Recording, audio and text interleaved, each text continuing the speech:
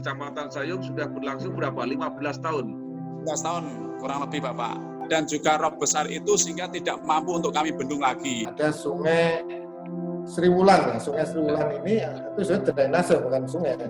Drainase Sriwulan ini yang nantinya akan kita tutup, kemudian saat banjir akan kita pompa. Nah ini mengurangi banjirnya, tapi sudah bisa menahan rob yang masuk di daerah Sayung. Kemarin kami sudah menyampaikan ke Pak Gubernur bahwa ini perlu anggaran yang kurang lebih nih Pak ya, sekitar 300 miliar. Nah, harapan kami Pak Gubernur atau Bapak setidaknya Bapak Bupati bisa mengusulkan ke Pak Menteri, karena ini juga program yang harus segera dilaksanakan.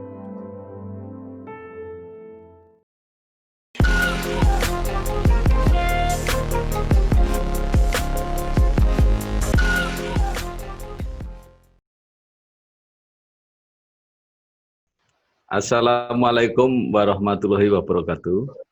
Kembali bersama saya, Bambang Sadono, di channel Inspirasi Jawa Tengah. Mudah-mudahan channel ini bisa memberi inspirasi, memberi motivasi, edukasi, syukur-syukur bisa memberi solusi.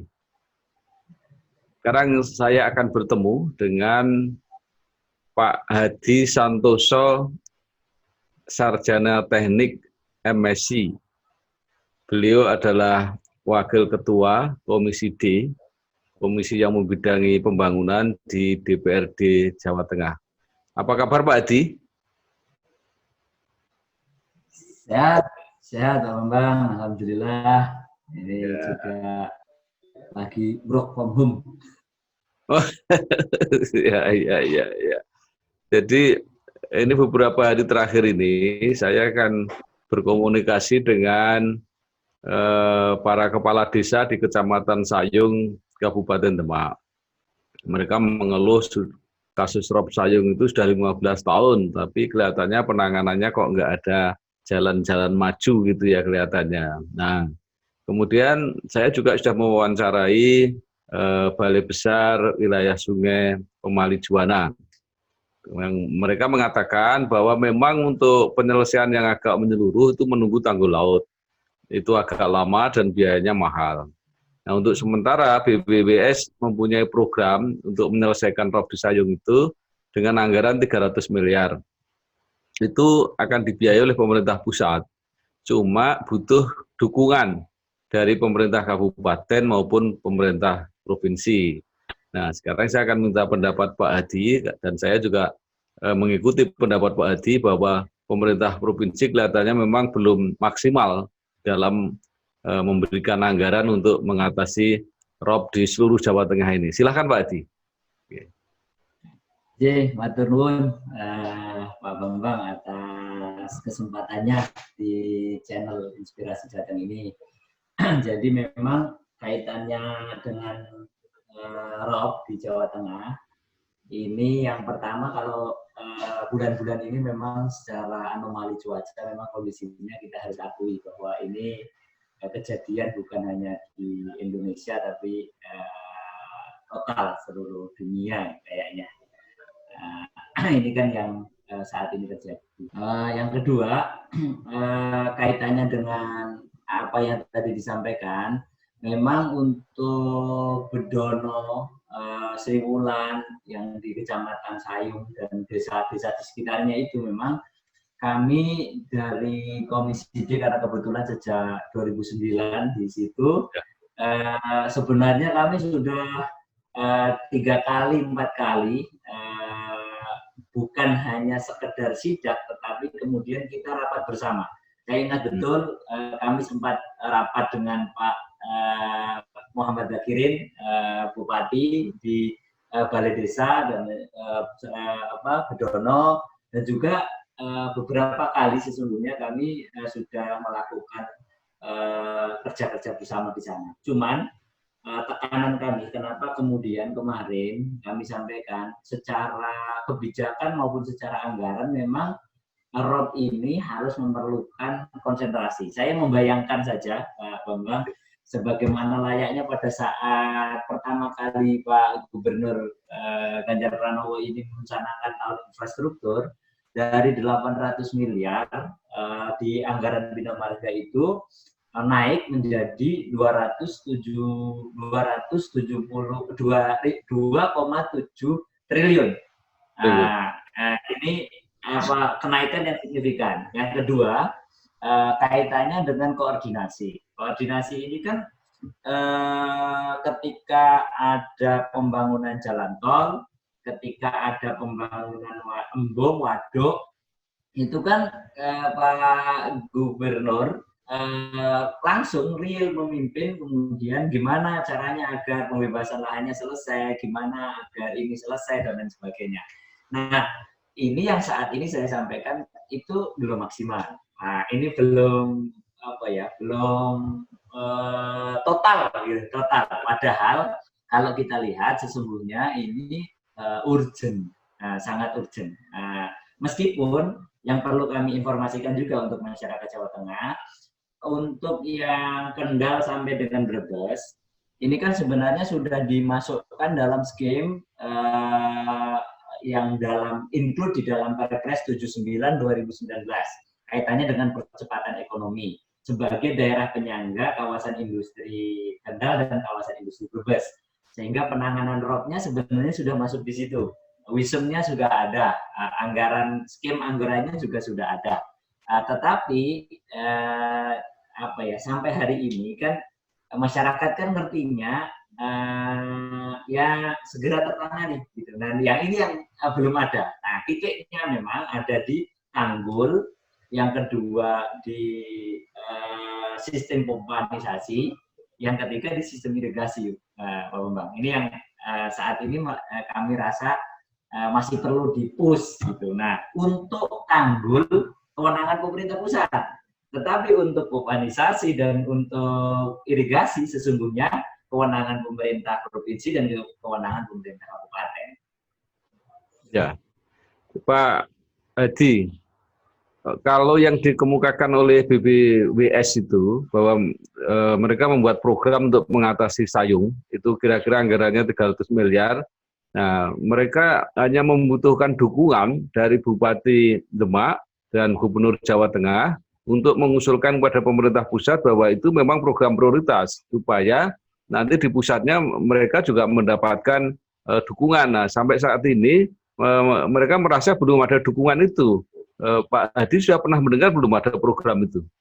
Kami pemerintah Provinsi Jawa Tengah per tanggal ini Pak Bambang Jadono dan masyarakat Jawa Tengah per tanggal 18 bulan 5 berarti kan Mei 2020 kami sudah bersurat kepada Kementerian Pekerjaan Umum dan Perumahan Rakyat mendasarkan pada hasil rapat koordinasi tanggal 24 Februari 2020 terkait dengan memperhatikan kejadian banjir di beberapa kali bulan Januari dan bulan Februari di Kota Pekalongan, Kabupaten Pekalongan, Kabupaten Demak, Kabupaten Batang, dan dampak-dampak genangannya.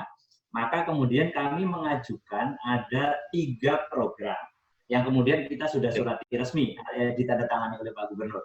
Yang pertama, kami minta untuk penyempurnaan sistem pengendalian.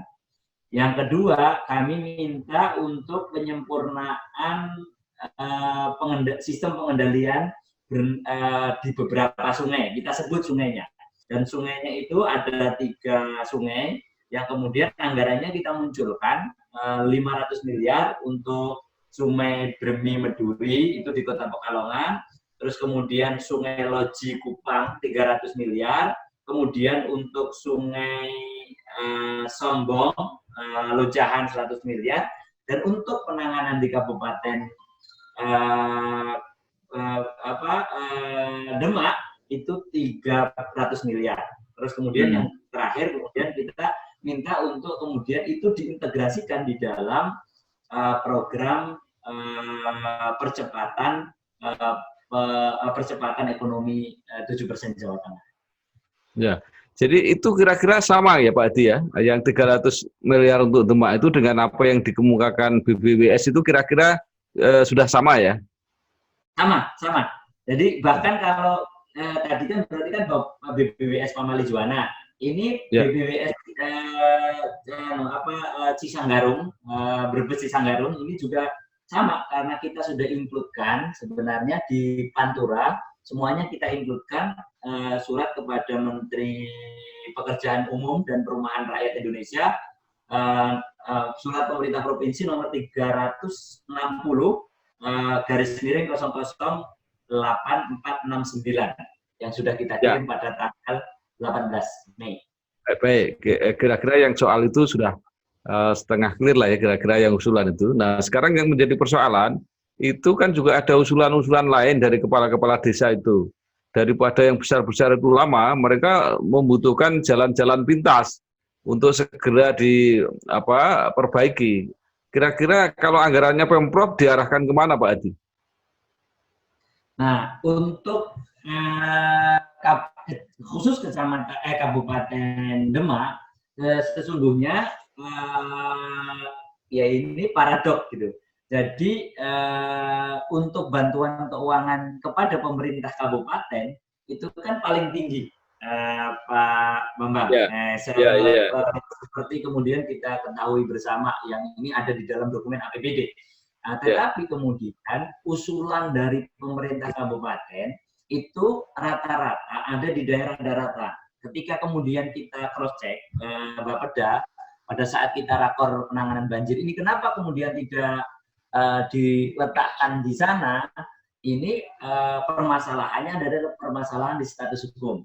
Status hukum apakah itu jalannya, apakah itu yang diusulkan masyarakat itu sebagian masih ada di tingkat pemerintah desa. Nah, ini yang kemudian hari ini di-trigger dengan bantuan keuangan kepada pemerintah desa. Nah, ini untuk infrastruktur. Ya, jadi saya juga secara sepintas komunikasi dengan Pak Bupati Demak. Jadi Pak Bupati juga mengatakan, Pak, itu urusan Rob Sayung itu udah lama dibicarakan terus, tapi eksekusinya yang nggak ada katanya. Betul, Pak Bambang. Dan ada ini mohon maaf ini kepada tokoh masyarakat dan juga masyarakat di Kecamatan Sayung. Ini kan sesungguhnya mereka itu udah sampai jelek gitu Pak. Kalau ada orang datang, ada orang ajak bicara, diskusi dengan mereka itu. Nah, permasalahan dasarnya ternyata ada geseran Pak Bambang. Jadi ketika kemudian yang diajukan untuk tanggul di luar, misalkan dalam bentuk jalan atau dalam bentuk patok. Nah, yang juga perlu kami informasikan untuk supporting itu, kami kan di pemerintah provinsi karena sisi laut abrasinya terlalu kuat, maka kemudian kita selalu menurunkan penanganan itu di sisi darat, baik itu berupa penanaman mangrove maupun pembuatan perbaikan tanggul di dalam. Tetapi ternyata laju abrasi itu juga sangat dahsyat. Ini beberapa kali. Tahun ini, tahun 2020 dan 2021, ini seluruh kecamatan dan pantai yang ada di situ sebenarnya ada penanganan juga secara nominal cukup tinggi, Pak Bambang. Ya. Pak Adi, masih ada 2 pertanyaan saya. Yang pertama, para kepala desa itu mengatakan kalau sesuai perencanaan yang sekarang tanggul laut yang sudah direncanakan itu tidak akan menyelesaikan karena belum menutup beberapa desa lain yang sekarang terkena rob itu. Jadi menurut mereka tanggul laut itu harus diperpanjang ke arah Jepara itu. Gimana kalau yang ini Pak Adi? Betul Pak Bambang. Jadi rakor kami dengan Kementerian PU terkait dengan pelaksanaan implementasi tol di Jawa Tengah itu sesungguhnya usulan kami tol sejajar dengan Pantura itu kita lewatkan Kabupaten Jepara. Sambungannya seperti tol Semarang sampai yang terputus, kemudian sampai dengan tol Demak. Ini kan untuk kota Semarang nanti akan di cover dengan jalan lingkar luar Semarang. Nah, ini juga sama konsepnya oleh pemerintah, oleh PU di sana di Kabupaten Demak itu dimasukkan ke dalam konsep arteri primer. Ya. Gitu. Jadi nanti ada solusi Pak Edi ya, yang tadi desa-desa yang kira-kira masih akan terkena rob itu. Yang non Sayung setelah simpangan tol masuk ke dalam jalan ke beririsan ke jalan Pantura dan Deles, itu nanti selebihnya akan dilanjutkan dengan arteri primer, jalan arteri primer. Tapi konsepnya mirip, sembari juga karena kemarin kan kontroversinya luar biasa. Kira-kira dari sisi lingkungan, kemampuan kita untuk menjaga, kita bukan orang Belanda yang mampu hidup di bawah air dan lain sebagainya. Maka kemudian ini diproteksi dulu dengan jumlah yang lebih kecil. Nah, nanti selebihnya kalau ini ternyata positif, masyarakat bisa diedukasi, maka kemudian lanjutannya dengan arteri primer. Begitu Pak Bambang. Ya, terakhir Pak Edi, mereka yang sehari-hari mengalami rob itu dan juga kadang-kadang cukup tinggi dan panjang masanya, mereka merasa kenapa tidak bisa diputuskan itu sebagai bencana sehingga mereka punya hak-hak mendapat bantuan dan sebagainya. Jadi ini sekarang rob ini nggak bisa dibantu katanya. Gimana Pak Edi? Iya, ini Pak Bambang, ini yang rakor terakhir kita sampaikan. Sebenarnya masyarakat ini juga perlu jaring pengaman sosial, tetapi memang kendala teknisnya ini memang pada penentuan dampak kebencanaan kata mereka. Karena ini kan sebenarnya masuknya di Komisi E. Nah, kami menangkap pada saat rakor itu BPBD mengatakan karena pasang surut ini cepat, jadi ketika kemudian ditentukan pada saat ini bencana X begitu, ternyata pada saat implementasinya sudah nggak ada. Ini yang kemudian menjadi problem bagi BPBD. Iya, padahal realitasnya panjang itu, bisa sebulan nggak surut itu bisa terjadi. Ya.